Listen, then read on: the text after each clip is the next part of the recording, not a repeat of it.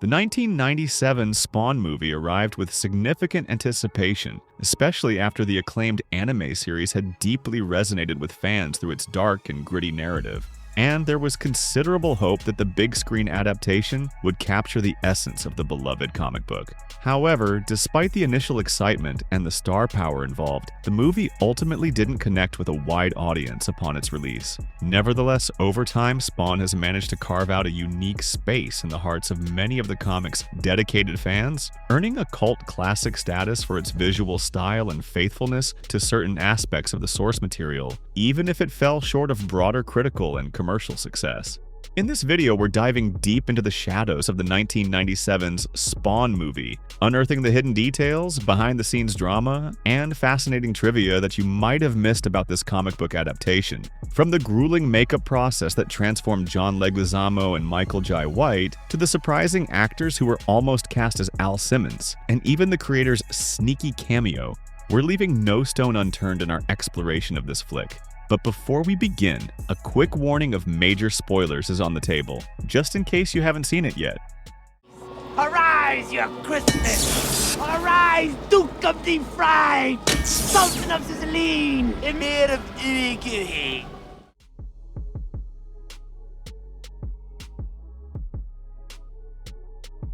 Martin Sheen had always wanted the experience of being part of a movie based on a comic book. This desire was strong enough that he agreed to take on a role in Spawn. His interest in comic book adaptations, however, didn't just end there, as years later, he took on another well-known comic book character role, playing the iconic Uncle Ben in The Amazing Spider-Man. Michael Jai White was really drawn to the character of Al Simmons because he saw him as an incredibly tragic personality. He felt it was a real challenge to make the audience sympathize with a government assassin who dies and comes back from hell. Furthermore, physically transforming into Spawn was a huge undertaking for White, as he had to spend hours getting into a full-body suit that was glued on, wear uncomfortable yellow contacts that irritated his eyes, and deal with a mask that made it hard to breathe. His extensive long-time experience with martial arts, however, helped him get through all this discomfort because it taught him to have a strong mind and focus, which was essential for enduring the prosthetics. John Leguizamo also truly went all in to become the grotesque clown in the movie. He had to spend a grueling 2.5 hours getting into makeup and prosthetics, as well as the fat suit to give the character his distinctive bulky appearance. This fat suit was so uncomfortable that John hilariously described wearing it as a penis wearing a condom. Adding to the unpleasantness for one scene, John actually ate live waxworms on a pizza, which made him throw up right after the camera stopped rolling. The cumbersome suit also caused him practical problems, as he once had such a desperate need to use the restroom, but it took nearly an hour to get out of the costume. He wound up relieving himself while in the suit by accident because it took so long to get the suit off. Furthermore, since the clown is much shorter in his human form, the actor had to squat down in all of his scenes to appear the right height, which surely was incredibly tiring to do over long periods of filming. Some reports even allege that despite White and Leguizamo sharing significant screen time, they never actually met each other in person without their costumes on until after all the filming was done. They were so transformed by their makeup and prosthetics that they literally didn't recognize each other out of character and had to be formally introduced once shooting wrapped. In the early scene where Wanda is talking to Terry about Al Simmons telling him to make sure that he's back home for dinner, if you pay close attention to the air freshener hanging from the car's mirror, you can actually see the face of the clown on it. This seemingly insignificant detail is a subtle hint, or omen, that something terrible is about to happen to Wanda's husband. In the film, the character of Cagliostro serves as a mysterious mentor to Spawn, guiding him in his newfound powers and eventually revealing his own past as a Hellspawn. What's really interesting is that the name Cagliostro actually belongs to a real person from the 1700s. This historical Cagliostro was a well-known figure in Europe and Egypt, associated with occult practices and would eventually found occult Freemasonry. However, his life was also marked by controversy, as he was considered a charlatan by many and faced serious accusations. He was imprisoned in the infamous Bastille in France, banished from the country, and later tried in Rome for things like heresy, magic, and being a Freemason. His life ultimately ended in solitary confinement in a castle in 1795. For the actor Nicol Williamson, his role as Cagliostro was actually the very last time he appeared in a film. Williamson was a highly respected and sometimes controversial actor known for his powerful stage presence and memorable performances in films like Excalibur and The 7% Solution, where he played Sherlock Holmes. Sadly, Spawn marked the end of his on-screen career before he eventually passed away in 2011 after a battle with esophageal cancer. Interestingly, in the Spawn comics, Cagliostro is depicted with a beard, but Williamson refused to grow one or wear a fake beard for the film adaptation. The movie had a bit of a directorial journey behind it. Initially, the stylish director Alex Proyas, known for films like The Crow, was attached to the project, but he ultimately chose to make Dark City instead. Tim Burton, with his gothic and visually distinctive style, was also in the running at one point. The director's chair eventually went to visual effects artist Mark Deep. Spawn marked Deep's very first time directing a full-length movie.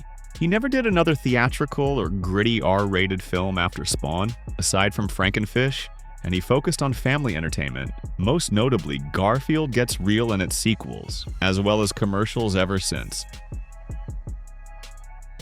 In the original Spawn comic books, the person responsible for murdering Al Simmons was a character named Chapel. However, the filmmakers weren't able to use Chapel in the movie because the rights to that character were owned by Rob Liefeld, who created Deadpool. To get around this issue while still keeping with the church-themed name, they came up with a new character called Jessica Priest. Interestingly, Priest wasn't just a one-off for the movie. She proved popular enough that she was later brought into the Spawn comic book world.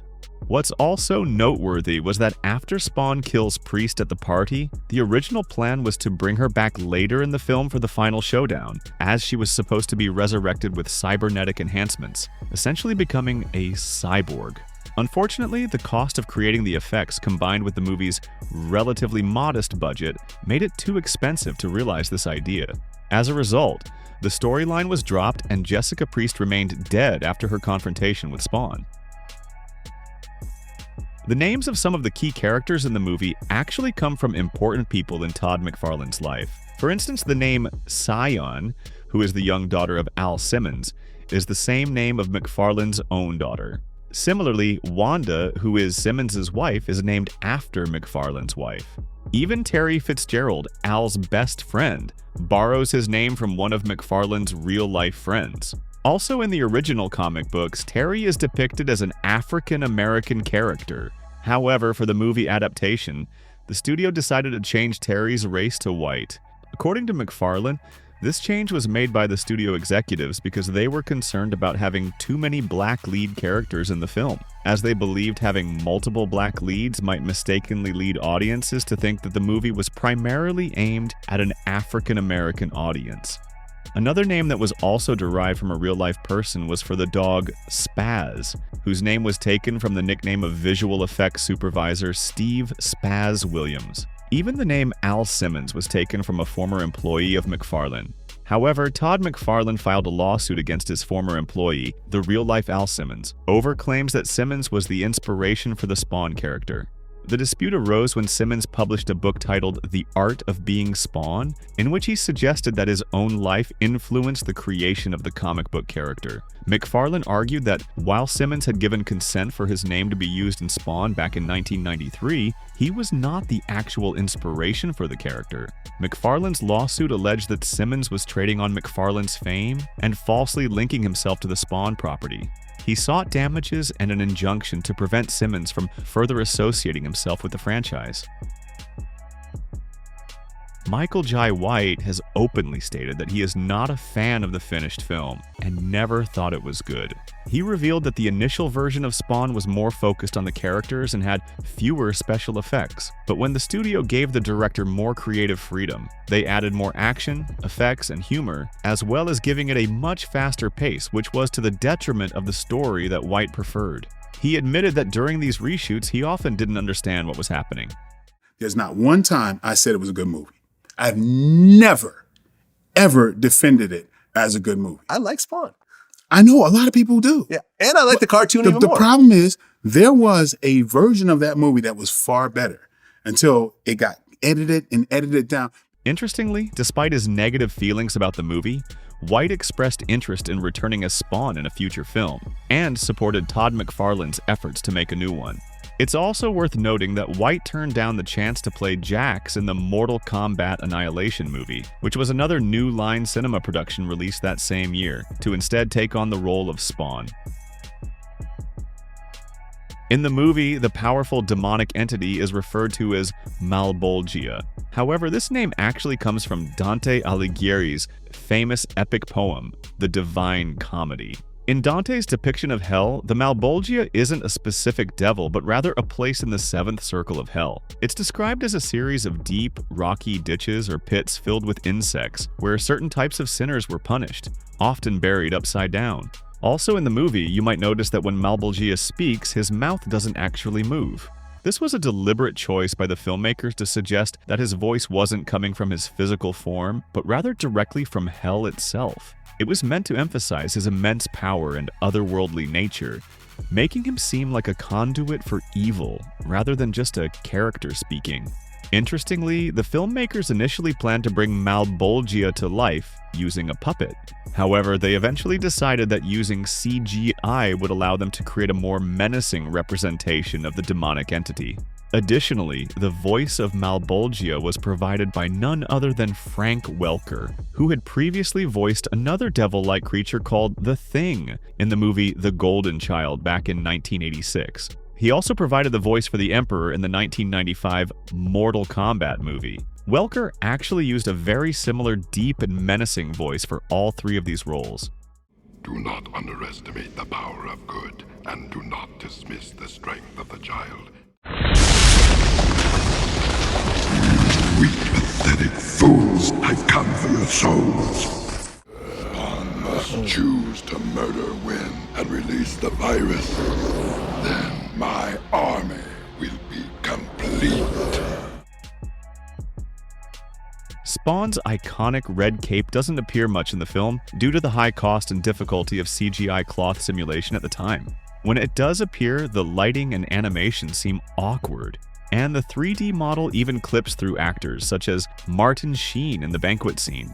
Interestingly, a practical version of the cape was used in promotional images, but Michael Jai White never wore it in the actual film. Several reports allege that before Michael Jai White landed the role of Spawn, Samuel L. Jackson was in the running, and even Will Smith was considered but ultimately turned down the opportunity to star in Men in Black instead, which was also released that same year. Wesley Snipes was also apparently considered to play Al Simmons before he famously took on the role of the legendary Daywalker in Blade, which came out the following year. When the Spawn comic book first became a hit in 1992, the movie studio Columbia Pictures was eager to turn it into a film. However, the deal didn't work out because Todd McFarlane felt that the studio wasn't willing to give him enough creative control in how his character and story would be adapted for the big screen. Eventually, McFarlane made a very unusual deal with New Line Cinema. He practically gave them the movie rights for just $1. The big trade-off was that he would get to have creative input on the film, and also retain the rights to make and sell merchandise related to the movie. This film, while not a critical darling, hit theaters in the same year that the highly praised Spawn animated series premiered on HBO. This meant that fans of the dark and gritty comic book character had two different interpretations of Spawn to experience in the same year. While the movie offered a live-action take with visual effects pushing the boundaries at that time, the HBO series provided a more mature and nuanced storyline, often considered more faithful to the source material and earning significant critical acclaim.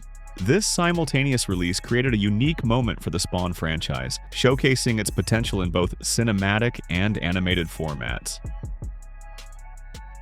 The fiery and terrifying depiction of hell that we see in the movie wasn't originally planned to be there at all. Initially, the filmmakers intended to use a simple dark room as a substitute for the actual hell. However, as they got closer to the point of filming those scenes, they realized that this basic setting just wouldn't be visually impactful enough to represent such a significant and otherworldly place. Recognizing the importance of showing a proper hell to match the comic book's dark themes, the crew had to figure out a way to increase their budget. They successfully managed to secure the necessary funds and film new scenes to bring the nightmarish landscape of hell to life on screen.